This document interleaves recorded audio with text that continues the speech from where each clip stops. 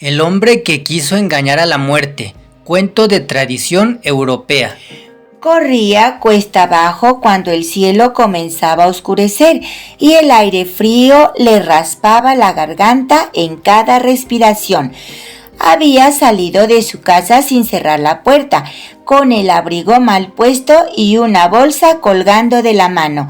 Después de ver aquella figura inmóvil en el umbral, no había habido amenaza ni gesto, pero la quietud con la que lo observaba le había bastado para girar sobre sí mismo y echar a correr sin detenerse a pensar.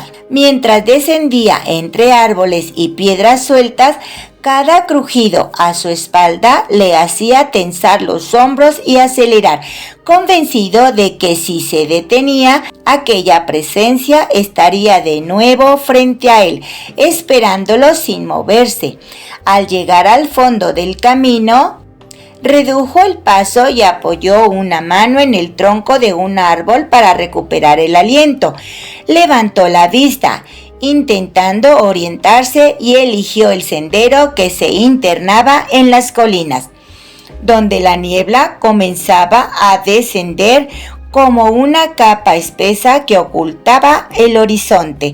No sabía a dónde iba, pero sí sabía que no podía regresar. Mientras avanzaba entre ramas bajas y suelo irregular, comenzó a ordenar sus pensamientos, buscando una explicación que no se desmoronara al recordar aquella figura. Ninguna le servía. Lo único claro era la certeza que le había atravesado el cuerpo. Aquello venía por él. Esa noche encontró una cabaña abandonada en medio de la pendiente. Empujó la puerta con el hombro, comprobó el interior y, al no ver a nadie, entró con cuidado, cerrando detrás de sí con un movimiento lento. Se sentó en el suelo, apoyó la espalda contra la pared y mantuvo la mirada fija en la entrada durante largo tiempo, como si esperara verla aparecer en cualquier momento. Cada vez que el viento movía la madera o hacía vibrar el techo, levantaba la cabeza con un sobresalto breve. No durmió. Cuando el cansancio comenzaba a vencerlo, abría los ojos de inmediato y se incorporaba, negándose a perder la vigilancia. Al amanecer, salió de la cabaña con el cuerpo rígido y los ojos enrojecidos, pero con una decisión más clara. Bajó hacia el valle siguiendo un camino estrecho que se abría entre las rocas, deteniéndose a observar el terreno, como si buscara una forma de preparar su defensa. Con el paso de las horas, el paisaje se volvió más amplio y finalmente apareció un pequeño pueblo. Las casas de piedra, el humo en las chimeneas y el movimiento de la gente le ofrecieron una sensación momentánea de seguridad, como si la presencia de otros pudiera interponerse entre él y aquello que lo seguía. Se acercó a la fuente de la plaza, se inclinó para beber y, al levantar la vista, vio su reflejo en el agua. Permaneció unos segundos observando su propio rostro, el polvo acumulado, la tensión en la mandíbula, la forma en que sus ojos recorrían todo sin detenerse en nada. Se incorporó y, sin perder tiempo, comenzó a preguntar por el herrero del lugar. Lo encontró en un taller abierto, golpeando una pieza de metal sobre el yunque con movimientos firmes y repetidos. El hombre se acercó, dejó una bolsa de monedas sobre la mesa y, con gestos precisos, describió lo que necesitaba construir. Durante los días siguientes, permaneció cerca del taller, observando cada etapa del trabajo. Veía cómo el metal era calentado hasta volverse incandescente, cómo el herrero lo moldeaba con golpes medidos, cómo lo enfriaba en agua antes de volver a trabajarlo. Aquella repetición le ofrecía una extraña calma, como si el orden del proceso pudiera trasladarse a su propia situación. Cuando la estructura principal estuvo lista, ayudó a transportarla hasta una casa que alquiló en las afueras del pueblo. La colocó en el centro de la habitación y comenzó a trabajar en silencio, ajustando mecanismos ocultos, probando cierres y reforzando uniones. La silla de hierro fue tomando forma bajo sus manos.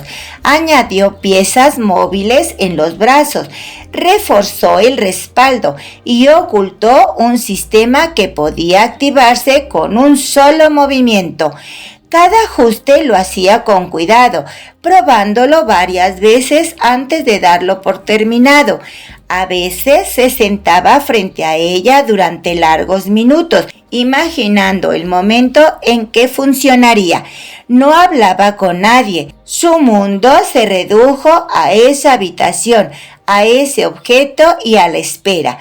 Una noche, cuando todo estuvo listo, encendió una vela y se sentó frente a la silla, manteniendo las manos apoyadas sobre las rodillas. El silencio llenaba el espacio.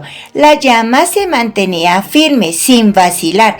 Pasaron las horas, su respiración se volvió más lenta, pero su atención no disminuyó. Entonces, sin aviso, la puerta se abrió con un movimiento suave, como si alguien la empujara sin prisa. La figura apareció en el umbral con la misma quietud que recordaba. El hombre no retrocedió, se levantó con cuidado, avanzó un paso y con un gesto medido indicó la silla en el centro de la habitación. La figura entró, sus pasos no hicieron ruido sobre el suelo. Se acercó, giró el cuerpo y se sentó. En el instante en que el peso se apoyó sobre el hierro, el hombre accionó el mecanismo. Las piezas se cerraron con firmeza, ajustándose alrededor del cuerpo. El metal encajó en su lugar con un sonido seco. El hombre dio un paso atrás, observando el resultado con atención, comprobando cada cierre, cada unión. Por primera vez desde que había comenzado a correr, su cuerpo dejó de tensarse.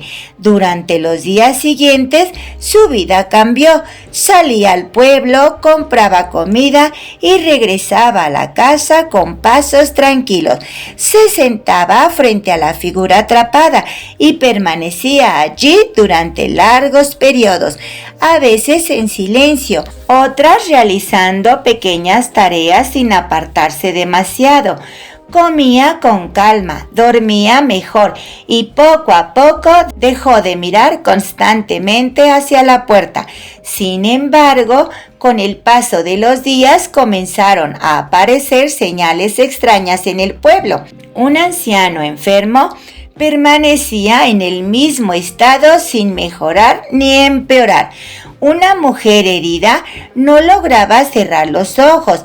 Animales que deberían haber muerto seguían respirando débilmente. La gente comenzó a reunirse en la plaza, a intercambiar miradas y a esperar algo que no llegaba. El hombre, al principio, no prestó atención, seguía concentrado en su propia seguridad, en la presencia inmóvil que tenía frente a él. Pero una tarde, al regresar de la plaza, notó algo distinto en el ambiente. El aire parecía más denso, los movimientos más lentos, como si el tiempo se hubiese estirado sin avanzar. Entró en su casa, dejó la bolsa sobre la mesa y se quedó de pie frente a la silla. Observó la figura con mayor detenimiento que otras veces. Se inclinó ligeramente como buscando un cambio que no encontraba. Permaneció así durante varios minutos sin moverse. Esa noche no encendió la vela. Se sentó en la oscuridad, escuchando su propia respiración y el leve crujido de la madera. Por primera vez desde que había construido la trampa, no sintió alivio. Al día siguiente salió temprano y recorrió el pueblo con atención. Observó a las personas, sus gestos, la forma en que se detenían a mitad de una acción sin completarla. Nadie parecía saber cómo reaccionar ante esa continuidad sin cierre. El hombre regresó a su casa antes del anochecer, con una inquietud que no lograba apartar. Se acercó a la silla y permaneció de pie frente a ella. Extendió la mano hacia el mecanismo, pero la retiró antes de tocarlo. Dio un paso atrás, respiró hondo y volvió a intentarlo. Sus dedos rozaron el metal. Esta vez no los retiró de inmediato. Permaneció así unos segundos, sintiendo el frío del hierro bajo la piel. Finalmente accionó el sistema. Las piezas se soltaron con un movimiento controlado. El metal se abrió y la figura quedó libre. Se levantó sin prisa, giró hacia la puerta y comenzó a caminar. El hombre retrocedió dejando espacio cuando la figura pasó a su lado. No hubo gesto ni contacto. Salió de la casa y desapareció en la oscuridad. El hombre permaneció inmóvil durante unos instantes. Luego se sentó en la silla vacía, apoyó la cabeza en el respaldo y cerró los ojos. Esa noche durmió. Al amanecer, las campanas del pueblo comenzaron a sonar. El anciano había muerto durante la madrugada. La mujer herida había cerrado los ojos. Los animales habían dejado de respirar. La vida retomaba su curso con su ritmo completo, con sus finales inevitables. El hombre caminó hasta el río, esa misma tarde llevando consigo las piezas desmontadas de la silla. Una por una las dejó caer en el agua, observando cómo desaparecían bajo la superficie. Permaneció un momento mirando la corriente, siguiendo con la vista el movimiento constante que no se detenía. Luego se dio la vuelta y regresó al pueblo sin apurar el paso.